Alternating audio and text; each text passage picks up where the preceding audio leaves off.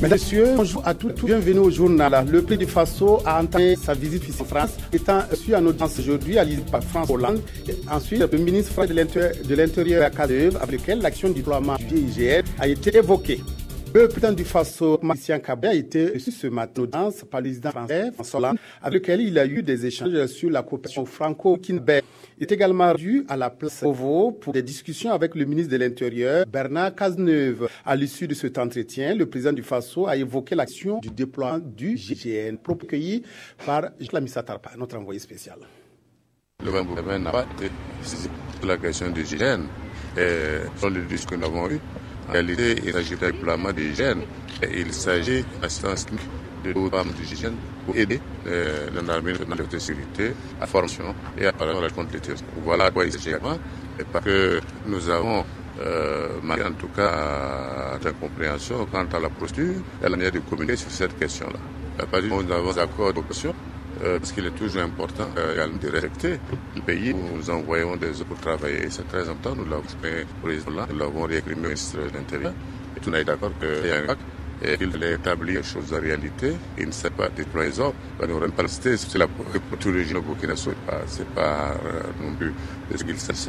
Il s'agit du sens donc de trois genres GIGN qui vont contribuer à apporter à l'amélioration des conditions de travail de notre secteur intérieur.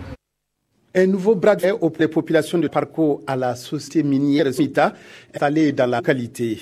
La nuit de dimanche à lundi, des manifestants tiré barricades et incendié des pneus sur la voie menant à mine. Flambée de colère pour exiger plus d'investissements sociaux de la part de Somita. Yana Klouma, Bernard Diasso, Repajadori. Ces actes des populations du village de Taparco ont leur mécontentement vis-à-vis de la société minière de Taparco, Somita. Elles exigent de cette mine conditions de vie meilleures. La voie n'a pas n'ont qu'à se tirer en jeu le village. C'est ça. Il n'y a pas l'eau potable, il n'y a pas bien mieux aussi. Et la part de la Somita construit. Allez voir le sponsor, le district les a gâtés. Ce qu'on demande, ils n'ont qu'à sortir, arranger l'eau potable, le dépenser et le prix de ceux qui vont faire du village pour que ça le lavage. Nous exigeons aussi la grande force de la carrière puis le départ de certains cadres de l'administration. Déclenché dans la nuit du dimanche dernier, ce mouvement d'humeur a connu un début de solutionnement à la suite d'une série de concertations. Et quel que soit le type de revendication, on les a fait savoir que ce n'est pas dans la concertation qu'on peut trouver une solution. Et heureusement, ils ont écouté ce message, ils ont accepté de lever la barrière afin que le dialogue puisse être renoué entre eux et les responsables de la mine. Les responsables de la mine se disent au sein pour le dialogue. On va discuter de tout ce qu'ils nous posaient comme revendication. Nous sommes pour le dialogue. C'est nos principales. Et nous mettons l'homme au centre de toutes les questions. Première mine privée depuis 1956, Burkina pour cette minière de Taparco Somita, entendre que les meilleurs sont désistés. Les arrêtés interministériels portant transfert des collectivités territoriales ont été signés hier. Ce sont 15 milliards de francs CFA qui seront transférés aux communes. Ce processus de transfert aux collectivités territoriales, qui commençait en 2009, était jusque-là partiel. Il ne couvrait ni toutes les compétences, ni toutes les collectivités territoriales. Désormais, ces choses faites. Roger Yolande Po. Le mouvement augmente les ressources aux collectivités territoriales de plus de 36%. Ce transfert de 15 milliards de francs CFA devra être effectif d'ici fin mai afin de leur donner les moyens de répondre aux attentes de la population. Et à nouvelle, c'est le contraire en 2009 où cette collectivité territoriale n'était pas prise en compte. Cette fois-ci, le transfert des ressources concernera l'ensemble des communes. De plus, leurs domaines de compétences ne se limiteront plus seulement à l'éducation, à la culture, à la santé, à l'eau et à l'assainissement, au sport et à la jeunesse.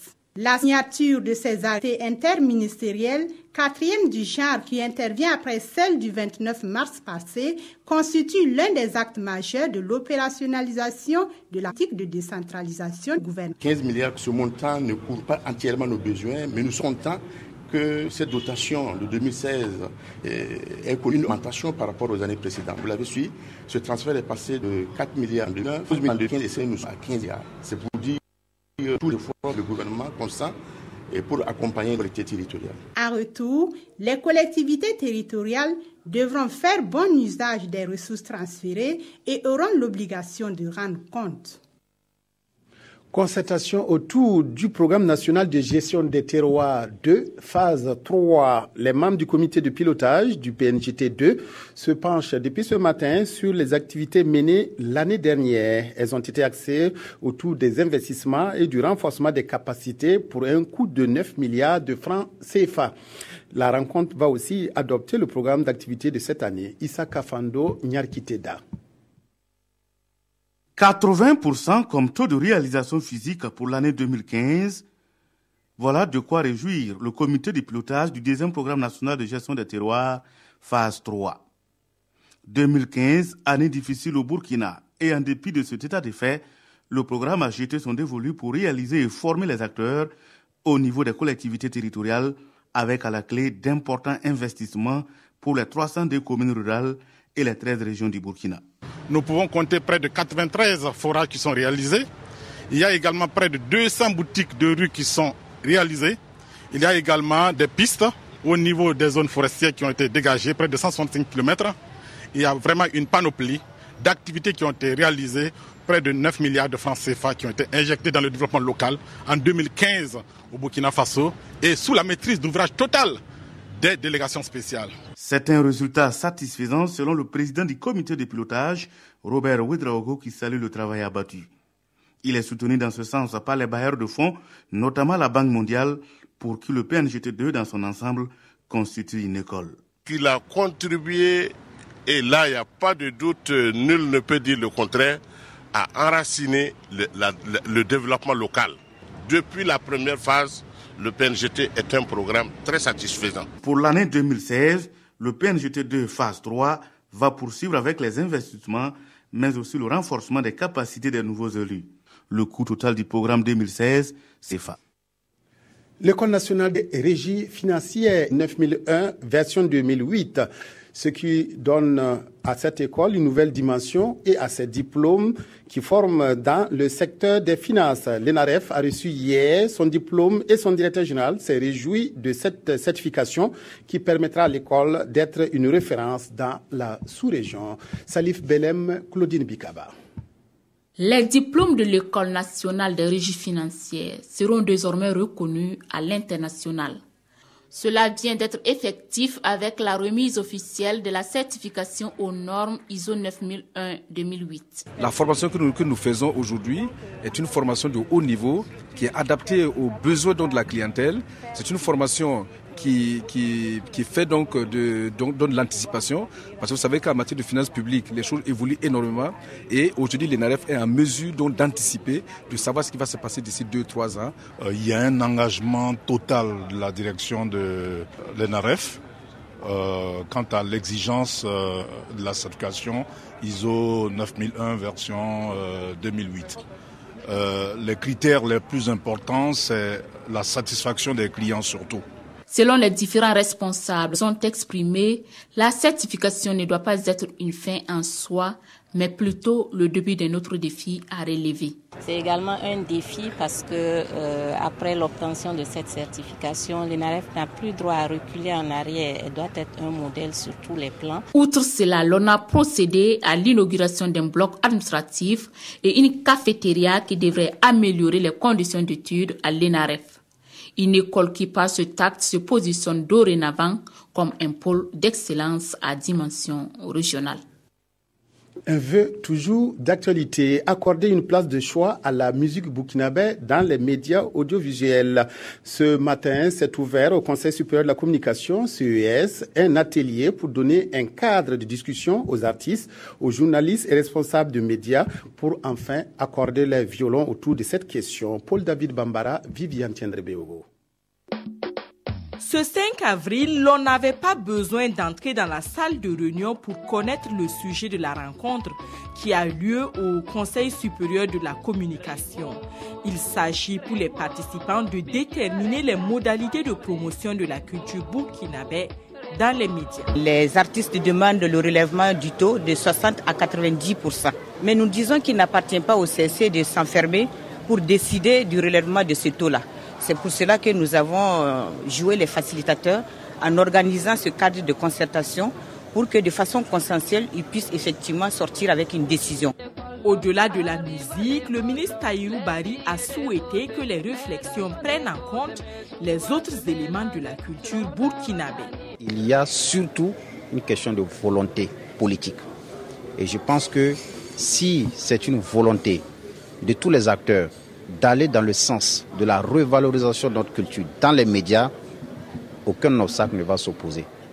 D'ores et déjà, le CSC s'est engagé à prendre en compte les conclusions de la réflexion dans les textes régissant les médias. De nombreux cinéphiles se sont pressés hier soir au Ciné Burkina pour voir le premier long métrage de la réalisatrice burkinabé Abibou Zoungrana. Le complot est une fiction qui dépeint une société avec cet art faite de vices, de mysticisme, de chômage et de pauvreté. Une première œuvre cinématographique qui a largement fait appel à des jeunes comédiens. Reportage Nongba Kouda Mokun Dabiri. Prêt à tout pour parvenir à ses fins, ce super ministre, comme il se faisait appeler, a fait emprisonner injustement son chauffeur afin de s'emparer de sa femme. Mais l'intrigue ne sera pas pour longtemps. Dans la tourmente, le fameux ministre se retrouve sexuellement impuissant. Il apprendra de son marabout que le sort vient de son ex-chauffeur. Et pour retrouver sa virilité, il lui faut une fille vierge. Ainsi s'ensuit une chasse à la perle rare. Dans la manœuvre d'assouvir son désir, le ministre sera lui-même victime d'un complot orchestré par sa désormais femme, avec la complicité de son homme de main. Dans le film, il y a beaucoup de choses parce qu'on sait que ça sensibilise, ça instruit aussi. C'était vraiment intéressant. Il y a plein d'enseignements dedans. J'ai retrouvé un peu les différentes thématiques de la vie. Voilà. Premier long métrage de la réalisatrice Abibou Zoungrana, le complot se veut donc une radioscopie d'un univers social où le vice et la morale s'entrechoquent. C'est une interpellation à toutes les personnes qui ont une responsabilité au niveau politique, économique, que la fin ne doit pas justifier les moyens. Nous avons des valeurs morales et ces personnes ne doivent pas les défier. Le délégué général du FESPACO, Arju Mansouma, a félicité l'équipe technique pour la qualité de l'œuvre. Il a invité par ailleurs les cinéphiles à voir le film en projection au Ciné Burkina jusqu'au 18 avril. Les quotidiens de ce 5 avril reviennent sur les 100 jours de Roch-Marc Christian Kaboré au pouvoir avec les avis de quelques citoyens publiés par les différents journaux. Autre sujet d'actualité, la gratuité des soins de santé pour les femmes enceintes et les enfants. La revue de presse signée Touboum Evelyne Dabiré. Situation nationale, notre temps analyse ce qu'il appelle les 100 jours d'un président diesel. Cet avis fait écho à ceux de certains citoyens pour qui, c'est vrai qu'il y a des difficultés, mais cela ne pourrait justifier la lenteur de certaines actions, rapporte aujourd'hui au FASO. Les points de vue sont partagés à ce sujet et le pays publie dans ses colonnes quelques divergences. Pour certains, c'est trop tôt de critiquer la gestion du gouvernement. Pour d'autres, les choses vont rentrer dans l'ordre ou encore, j'ai trouvé le gouvernement absent. Le journal Le Quotidien, lui, revient en intégralité sur l'interview du président. Toujours en page nationale, Sidoya a fait le constat de la gratuité des soins dans certains centres de santé de Ouagadougou. Ce journal rapporte que pour le médecin-chef du CMA du secteur 30, la mesure de gratuité des soins de santé maternelle et infantile est appliquée depuis le samedi 2 avril 2016 à 0h. Et pour preuve, le quotidien d'État publie que Assita Kombasséré, mère d'un enfant de 17 mois, a bénéficié gratuitement des soins au CSPS de Dassasgo. DNF rappelle que la gratuité des soins est effective pour 3 régions. Il s'agit des régions du centre, des Hauts-Bassins et du Sahel, où la mesure sera expérimentée pendant 2 mois avant de concerner progressivement les autres formations sanitaires du pays. Mais le journal Le Pays émet cette inquiétude. Le gouvernement n'a pas pris le temps qu'il fallait pour sensibiliser les populations et communiquer suffisamment avant la mise en œuvre de ces mesures. Une telle opération, dans toutes les langues nationales du pays, aurait eu l'avantage de mieux situer les Burkinabés sur le contenu de ces mesures, de sorte à éviter les quiproquos qui ne manqueront pas d'être constatés sur le terrain.